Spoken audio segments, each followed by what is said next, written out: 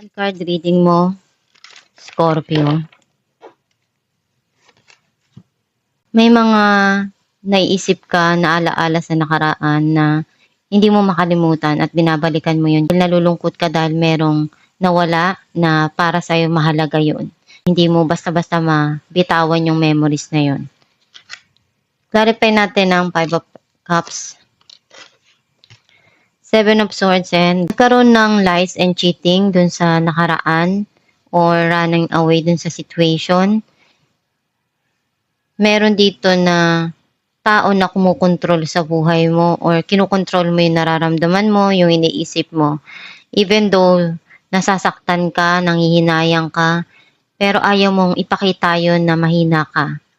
Deep inside, andun yung hirap ka na pagod ka na at sobrang sakit yung nararamdaman mo.